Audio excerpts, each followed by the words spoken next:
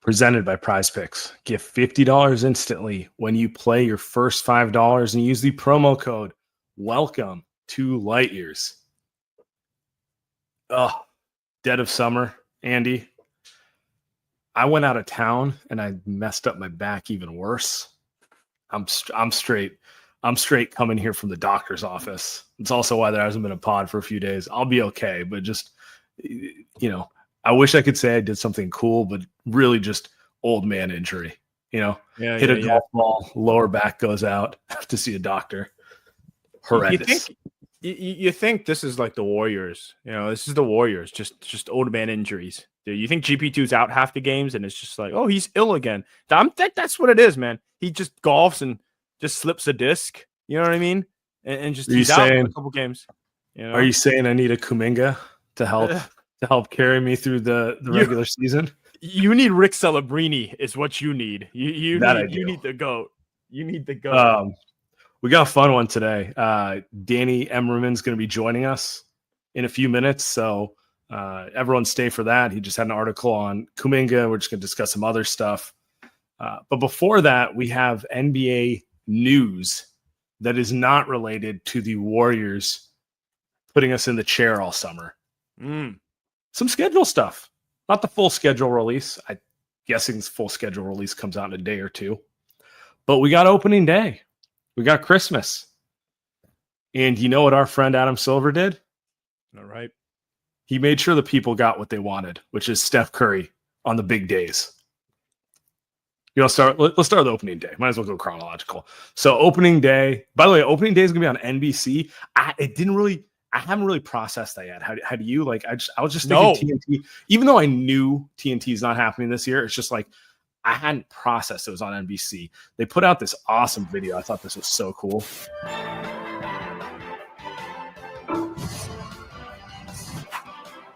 I just love the theme. It's like 1995 again. Well, NBA Jams, baby. Yeah, of course, Steph and LeBron. Yeah, they may be new to the NBA, but they know where their money is made. Their money is made. Well, actually, you could actually make the parallel. They're going backwards in time. They're doing the nostalgia play. I call it nostalgia bait. It's like TV shows do this a lot. Sure. And movies do this a lot. I mean, MCU do this by bringing back Robert Downey Jr. We're looking at reboots. I'm watching Dexter right now. That's something I watched in college. The NBA's going to do it too. They're going to bring back the NBC theme song. I know you like it. I think for me, I didn't have much memories associated with it. But I think the real funny part, Sam, you're right. Like, okay, we get SGA, who's the current, best player in the world or whatever, top 2-3 best player in the world, champion. And then after him, old guys. It's the three guys that were, that is the three faces of the NBA the past decade and a half. In LeBron's case, 2 decades of. That's hella funny. It's just like, yeah, SGA, but then there's no Jokic, there's no Giannis, there's no who's another face, Luka. Nope, it's these three guys. I don't think it's a good or bad thing. I think either way, it's just it's funny that this is what they're doing. I have 2 thoughts on it. So Rockets versus Thunder, hilarious to make KD watch the ring ceremony in OKC, but they're clearly leaning into the Rockets, who were good without KD last year. But I think everyone would admit the Rockets were like a hipster team. Like, you go ask your friend who's not locked in to Amen Thompson on their fantasy team, how he's like a steals god and a rebounding god for a wing. They probably don't know anyone on the Rockets. So now they got a guy everyone knows. Everyone knows who KD is. So now you can put them on national TV 500 times. I'm willing to bet you the Rockets will get not as many games as the Lakers and Warriors, but they'll be the next most game team, because they'll be good, they're young, and then they have the old man star who everyone knows. And my second one is, we've said this for a couple years in a row, but Steph versus LeBron, it is the matchup of this generation. And who knows how much this might be the last year. I don't think it will be. I think there's a couple more years. More on the LeBron side. No one knows what he's doing, right? But it's like one of those things where it's like, at this point, I just enjoy this matchup every time. I gotta. They always bring it. There's a level of showmanship with them that the young stars don't have. You know, most of these matchups the last 4 years have featured at least one of the teams being disgustingly terrible, right? Like mid, rudderless, directionless, but they still show up for that game because they know people watch that game. Like how many times we see Steph show up against the Lakers when we knew the Warriors were going nowhere, the CP3 year, the whatever year.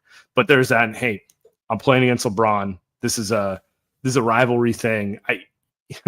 You're gonna get one of my thing on the LeBron side. It blows my mind every time because I remember last year it was two rudderless teams. This was pre-Jimmy, pre-Luka. Right. And they were just going back and forth. And these two teams aren't going anywhere. I mean, you can argue they ended up going anywhere anyway. I mean, the Warriors were a second round exit. The Lakers were a first round exit. So they ended up going nowhere. But it was unbelievable to watch the level of effort and everything in a regular season game. Like it's him. It just reminds me. I don't know if you and Tommy brought this up. I don't think we did, but like it blows my mind when you hear stuff from like Jabari Smith, by the way, son of an ex-player, talk about like, hey, like I'm too tired to play in like an all-star game or whatever it is that he was talking. Like it blows my mind the entitlement from some of these. Don't worry, you're never gonna be in one. Fucking true. Like very true. No, you're right. Like it feels like they're the last generation who gets what it's all about, which is there's certain nights you just have to bring it like it's the playoffs because the people want it. The people want Steph versus LeBron. The next time Steph and LeBron play this season, both teams might be 12-15, not playing well, playing bullshit, the same old crap we've seen for like most of their matchups the last 3 years. But they always come with that level of showmanship that I just feel like the younger stars are too cool. They don't care. They don't get how these individual games are what people remember. Yes. Ooh, that's the way to put it. I mean, I think even SGA said something about an all-star game where it's like, man, like they don't pay us enough to play hard in the all-star games, right? And it's like, SGA, you're making $75 million.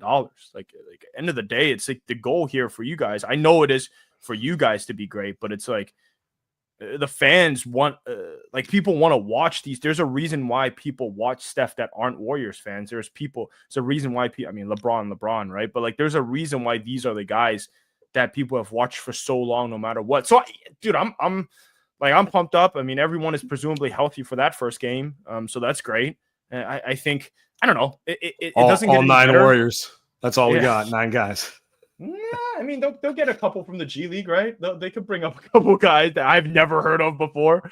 Is Matt Spencer still on the team? Yeah, Jackson Rowe. He can shoot, I think people say. So the Warriors, are they playing on Christmas too? Did I see that? They're also let's do that. So Christmas, you got the Christmas slate here. Cavs, Knicks, and then no more East because there'd be no reason to watch East this year. Wow. Spurs, Thunder, Dallas Warriors, Rockets, Lakers, Wolves, Nuggets. I will say, Nuggets always get that 7:30 slot though. Nuggets always get that nighttime slot.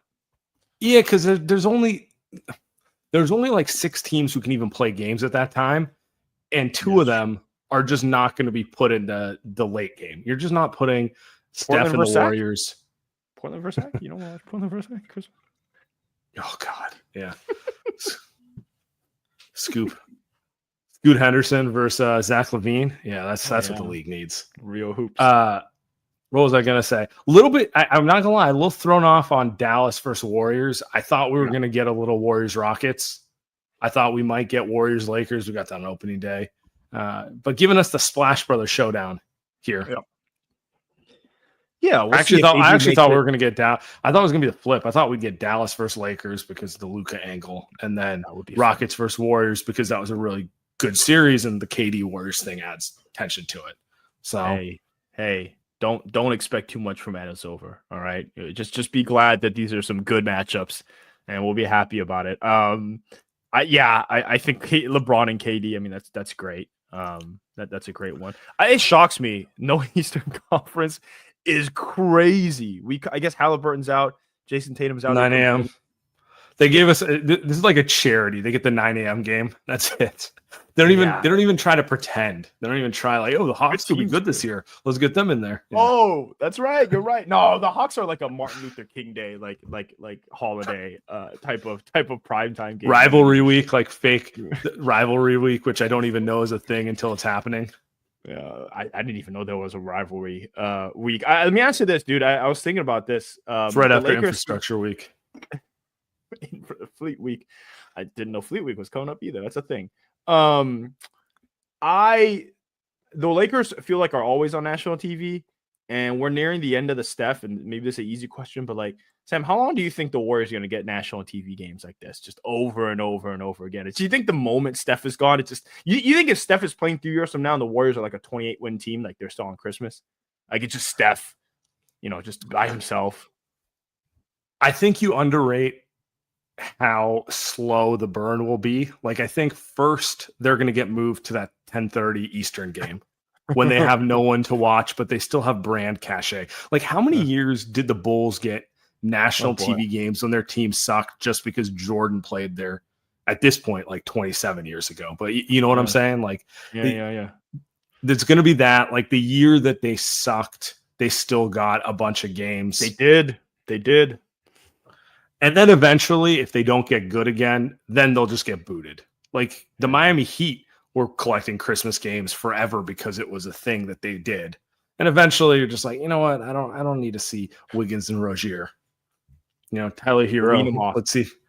Yeah, Wiggins, Rozier, and Hero. That is the Warriors. That is probably them in 5 years. So that does make sense. That sounds about right. Let's get to some reads. We got some great sponsors this week coming up. We are brought to you by the Light Years Podcast, by Factor. They're back, man. I just got my new order today. I got about 8 new packs. I went with the dealer's choice. Looks good.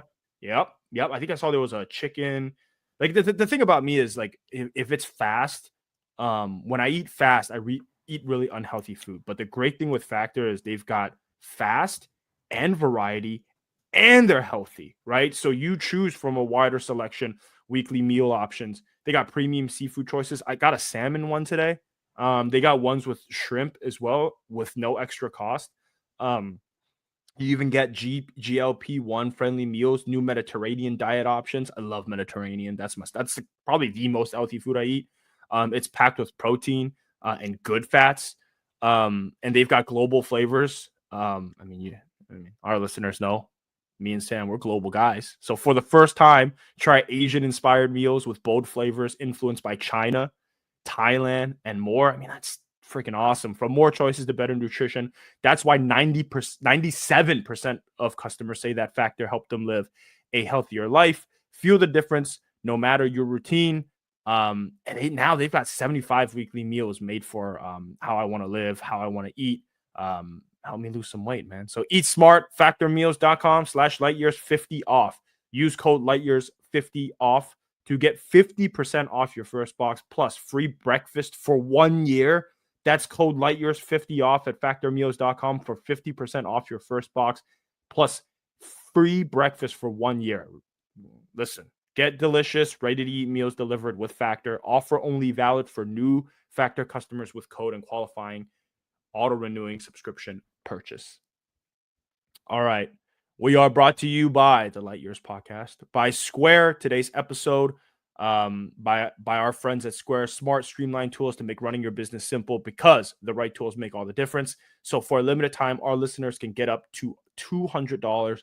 That's $200 off Square hardware when you sign up at square.com/go/lightyears. Visit today. Discover how Square can transform your business. Anytime I or anyone else, I go to my local coffee shop, I go to my local diner, I go grab a quick breakfast burrito out here in downtown Burlingame. They're all using Square. They're all using Square because it's easy. It's an easy process to pay, easy process for me to get my drink, no extra steps, put my phone on it, done right away. It keeps things simple. Get the smart, easy-to-use tools you will need to simplify your day-to-day, free up time for what really matters. You can take payments, track sales, handle inventory, manage staff, send invoices, keep up with all your finances all in one system. They got built-in features like reporting, invoicing, inventory management. They've got you everything you need to run and expand your business. Square keeps up, so you don't have to slow down. Get everything you need to run and grow your business without any long-term commitment. And why wait? Right now, you can get up to $200 off Square hardware at square.com/go/lightyears. That's SQUARE.com/GO/lightyears. Run your business smarter with Square. Get started today. We got a special guest joining us today. Yes, sir. Man, I had the pleasure of meeting at Summer League. Covers the Warriors for the SF Standard. Danny Emerman. Danny, how you doing, man? I'm doing well. Thanks for having me on, guys. I'm really just here for the DEXA scan. You know how it is. You should get one. All the Warriors get one. All 9 of them. So, you know. So who do you think has the best body fat on the Warriors? I mean, don't count Steph. Let's not count. Obviously, it's Steph. Only the 9 players under contract. So I was gonna say Pat Spencer, but he's not on the team anymore. What happened to Pat? Where'd he go? He's two-way eligible still, so we will see on Shout the out to Pat Spencer saga. He'll be there at training camp. He'll be. They ain't got nobody else. Yeah, they ain't got nobody. Malcolm Brogdon tweaks a hammy. GB2 sick. Who else? D'Anthony Mountain's coming back from injury. Yeah, Pat Spencer will be starting. He'll be there. He'll be right there. All right, we got to start with everyone's favorite conversation that surely every podcast, including this one, has not discussed enough times. But you had an article on it. Link is in the description for those who want to check it out. The Kuminga saga, Warriors staring contest continues. Who blinks first? I think my big takeaway from this article is you noted that they haven't talked for weeks. Like what's going on here, Danny? At this point, this feels like I kind of hate everyone involved in it at this point. That's the best way I could put it. It feels like the most transparent game of chicken I've ever seen, and I just want it to fucking be over. Yeah, I think that detail is definitely one that people have latched onto, and I don't think that's like unheard of before in negotiations like this, where the sides will reconvene into their corners, discuss. But yeah, I mean, I think it's pretty telling that they haven't been in contact for the past 2 weeks or so since the last kind of exchange of that reported 2-year, $45 million offer. And I think that kind of silence just shows you how dug in both sides are. And it seems like they're both comfortable waiting this out until something we are not foreseeing changes things and speed things up and adds another, variable into the mix. I think both sides are content with waiting this out, through August potentially. And if you're waiting it out through August, then you never know how much longer it could drag out. Wonderful. Do you think either side, like, do you get the feeling that either side is like frustrated with the process, or is it more like the Warriors like, hey, we can just wait all day, like we already signed Horford, Melton, like Brogdon, whatever, like these guys, we know these guys are coming, we don't care. And Kuminga's like, I don't care either, I'm gonna take the qualifying offer, right? That's been widely reported on. Or do you think there's some level of frustration, I guess? Yeah, there's definitely a level of frustration. If the two sides weren't frustrated, then there'd be a deal by now. There's angst, there's consternation, however you want to describe it. I don't think either side is thrilled with how it's going. I think, the Warriors would have liked to get this done early. Mike was telling that to us right after the season. That's true. That is true. And I believed him. I had no reason not to believe him there. It would be great if they could have gotten this wrapped up early and gone about their business for the rest of the offseason. And yeah, I think there's frustration on Kuminga's side too. Clearly they haven't gotten the kind of sign and trade offers that would have gotten Kuminga a fresh start. They haven't been able to facilitate something like that. And they also haven't gotten the type of offer on the table that represents more of what Kuminga is interested in terms of feeling committed to and all that. So yeah, I think there's angst on both sides, no doubt. What do you think because I agree with you, there needs to be some forcing function at this point. Both sides are just like, we're not raising our offer. You don't have a better offer than this right now. And then the Kuminga side is just threatening every day, oh, I'll take the qualifying offer. I'll take the qualifying offer. Feels like they need something else. So what's your prediction on what that let's call it a forcing function will be? Yeah, there could be a number of things, and this is more speculation than anything, but I noted in the story that it's possible that a mystery team, reveals itself and makes a really compelling sign and trade offer that the Warriors would be interested in, that the Kuminga camp would be interested in. I noted the Bulls. I think they have their own restricted free agency situation to figure out with Josh Giddey. Ironically, I think Giddey and Kuminga would be kind of fun together. I don't know how many games Chicago they would win, can have but it.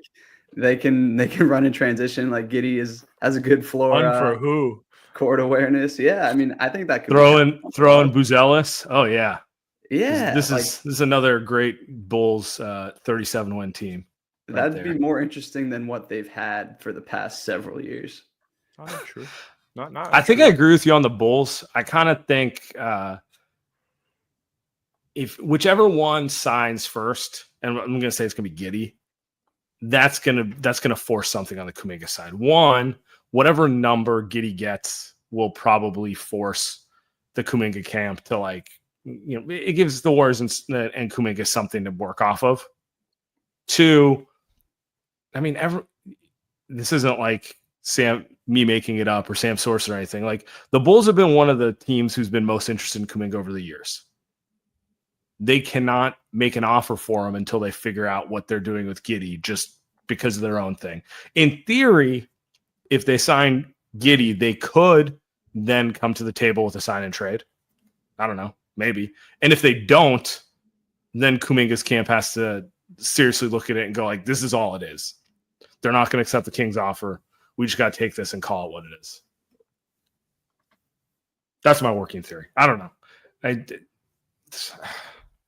How do you think this ends? Let me put it this way. Let me put it this way, Danny. How do you Could think there be this other ends? mystery teams? I'm not sure.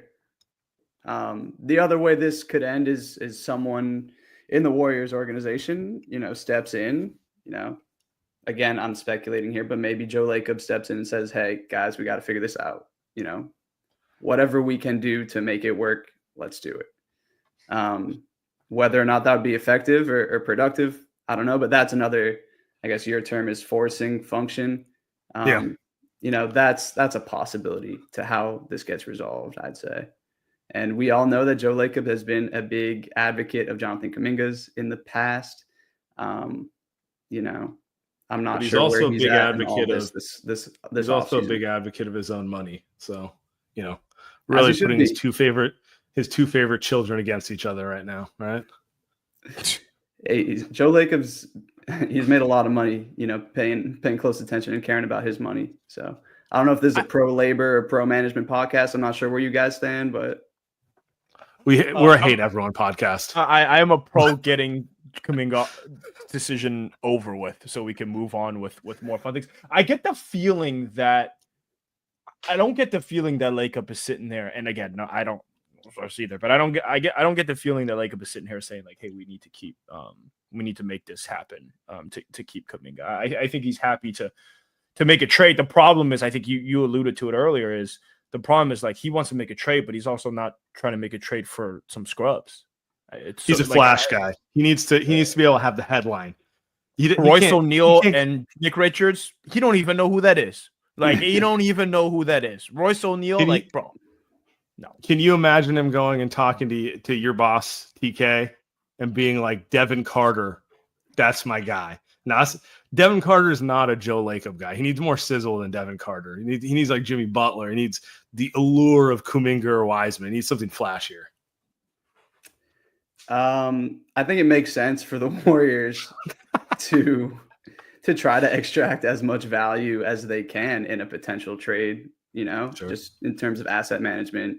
But it's a catch-22 because any team trying to trade with the Warriors for Jonathan Kuminga can point at them and say, hey, like, why are you asking for so much? You didn't even play this guy.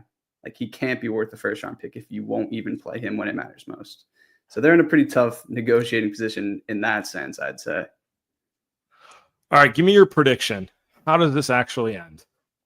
I think Kuminga returns in some capacity, and I do think like the qualifying offer is possible. Like I don't think that's a bluff. I think it's basically him hypothetically paying a $14 million like tax for the right to hit unrestricted free agency next year. And if that's what he cares about the most in terms of controlling his own destiny, in the grand scheme of things, $14 million might not be that much for this guy. There's still reason to believe that no matter how the season goes, he's going to make a ton of money next year. So I would say that Kuminga will be on the Warriors on opening night in Los Angeles at the Crypt against LeBron James and the Lakers. Yeah. Whether he's actually playing or not, we'll see. I guess that maybe that's one point I think people haven't necessarily thought about too much is that you're saying the difference is 14 million, which meaning that's the difference between the 1 year offer the Warriors are actually trying to give Kuminga versus the qualifying offer. Like 2 years, 45 million. It's a very salesy thing that you could tell where the report's coming from. 2 years, 45 million offer to Kuminga. It's a very salesy thing, which is throw the big number up at the top. It's like presenting presenting a contract. Throw the big number at the top. And then when you go look under, you're like, wait a second. It's going to bring $2 billion of business to you. Yeah. ROI is 600%. It's like, yeah, but how the fuck did you get that number? It's like 45 million. How did you actually get the 45 million? Well, the second year is actually a team option. So we can actually just not fucking pay you for the second year if we don't want to. I know I want this. I'm not a Kuminga fan, but I can see hey man, like that's not a $45 million offer. Like to Danny's point, it's like, I am only, if I can get 14 million, it's pretty great. But like, only $14 million in that 1 year, I can see where he would say, well, that's not that bad, right? So I do think like the 245, Sam, right? Like it's classic Joe. Like just if you really want him back, just give him the 2 years, man. Like there's not a lot of cap space next summer though. Like he might not make that money up. So maybe not. Yeah, maybe not. I haven't thought that far. I'm sure he hasn't, because if he did last summer, he would have tried to negotiate, right? Well, me, not him, but his agent. They're certainly not thinking too far. They're not thinking too much, I don't think, at all. Because like last summer, he could have got more, 45, but now he's getting 21. It's my understanding that the negotiations last summer did not go well. They were not, very productive. And in hindsight,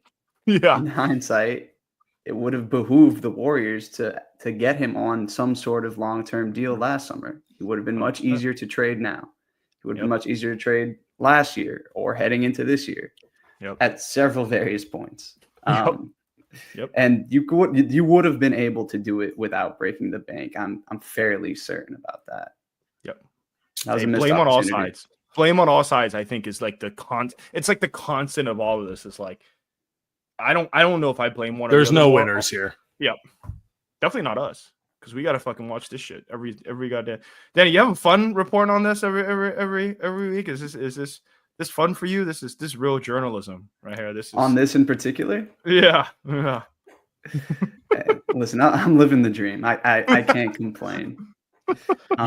This team's very fun to cover in a lot of different ways. There's always something to write about. Yeah. Well, let's talk about that. You covered the Giants before you covered the Warriors, right? That's right. Let's go. Okay, I'm always curious about this. Different sports, but like they're both Bay Area teams. What's the difference for you on a day-to-day basis covering the Giants versus the Warriors? The way you asked that question, I was like, I thought you were going to go like, do the San Francisco Giants and the New York Giants ever hang out? Like that kind of thing. I saw that picture. That's peak season is too long content. Yeah, it's very different. Covering a baseball team, just in terms of access for the media, is super different. The clubhouse is open every day before every game. So that's literally every day. And that's like an hour of time that you're kind of just chilling in the clubhouse. You can talk to anyone. It's much more laid back. And it has its pros and cons. It's much harder to think of new interesting things to write about in a 162 game season. But I kind of like that. It was a good challenge for me to search for interesting stuff on and off the field. And with the Warriors, it's a little bit different. You get to the arena, whatever, like 2.5 hours before tip off. You're in the locker room for a little bit. Nobody's really in there kind of ever. And the veterans, like no veterans in this league talk to media pregame, which I was kind of surprised at coming from baseball. I did not know that's how it worked because, for the Giants, you could talk to Logan Webb or Kevin Gaussman or Brandon Crawford just at their locker whenever, just kind of shoot the shit. And for the NBA, I don't think any veteran ever, really talks to media much, if at all, before a game. They're kind of doing their thing. They're in their zone. They are they're getting their bodies right, which is something baseball players don't always really do. They're working out there in the training table. I think it's something with that. I'm not sure if this is true, but I think Chris Paul kind of started a trend of being like, yeah, if you're a veteran, don't talk to media pregame. And like, it's all good, but like everybody kind of just followed his lead. And he was cool. He was cool to cover. I grew up a big fan of Chris Paul, but yeah, no, covering the NBA is amazing. It's what I wanted to do growing up. Covering the Warriors is fantastic. Steph Curry can do something any night that you'll never see before. And that kind of just like keeps you coming back. It never really feels like work when you're going to a basketball game. And yeah, I guess that's all you could ever ask for. What about just like the vibe around both teams in general? Like, is business differently? Like, are the Warriors easier to deal with than the Giants? Are they both pretty easy to deal with? I don't know. I'm grasping at something here. I don't know. You're trying to get me to praise Ray Ritter, your favorite. Yeah. He's the Ray GOAT. Ritter, he's the GOAT. He's the best. No, I mean, it's probably like Raymond does do a fantastic job with the Warriors. He makes it very easy on us. And I can't criticize the Giants PR staff, but like it was easier to find stuff on your own covering baseball just because there's more time to talk to guys and kind of hear from them what's going on with them. They're a little bit more open sometimes. But yeah, vibes wise, it's probably a little bit like more buttoned up in the NBA. They have a few more restrictions and rules. But covering the Warriors is great, especially going to shoot arounds, practices. The way I approach it is like I kind of want to talk to people who, I mean, like anybody there knows more basketball than I'll forget. So like talking to them and like learning about the game, learning about the team, what they see. That's kind of like some of the most fun experiences I've had talking to players, coaches, just about basketball and trying to understand it more. Because at the end of the day, my job is to help our readers understand the Warriors better and see the team and their favorite players through different, lenses. More fanfare, Steph Curry during warm-ups or Wilmer Flores batting practice? You'll have no Wilmer Flores shade from me. I can't wait till he's not on the Giants anymore. Seems like a really nice guy, but golly, enough. The Niners, I mean, you can get to a Niners are coming up soon. You might have to hop over there. That's the one thing I in my career, because I wasn't following the team on the road with the Warriors, but I was at every home game, and that's one thing I was always wondering, like, how would the Niners? Because it's like feels like a party every week, right? It's just like a whole thing. It's football, so it's always the number one thing in the world. I just always wonder, because you look at Niners media, and it's just like it's a constant shit show. It's just an unending, relenting wave of fucking bullshit. I don't know. Feels like Niners. You done a Niners game? I've done a few Niners games, done some training camp. I was at the Super Bowl. That is, from a reporter's perspective, like that's a nightmare. It is the most buttoned up. The locker room isn't open pregame. You don't really get to pick and choose who you talk to. You get plucked by the PR staff, all that. It's pretty tough. And everybody's there. There's only one game a week, so everybody's kind of writing about the same thing. Yeah. That's a challenge. You mentioned the Niners. I was thinking about Brock Purdy earlier. Like when you were talking about the presentation of Kuminga's 2-year 45 like that's what like a quarterback offer, when Schefter tweets it out or whatever. Any NFL contract. Yeah, whatever Yeah, number it is, you're like 265 million, which really like, That's what it was. I don't know, 85.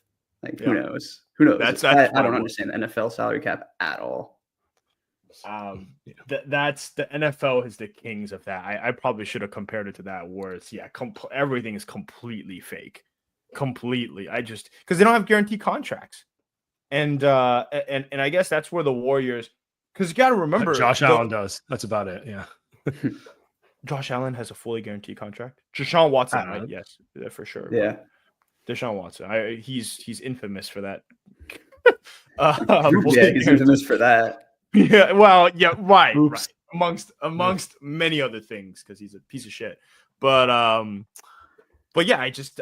Do you think the Niners are gonna be good this year, Andy? I have no idea. I usually have a strong opinion on the Niners, but I truly they don't have any healthy guys on offense. Their defense is super young. I don't know. Kyle's really good, so like Brock's really good, so like they should win. Like they have a shit schedule.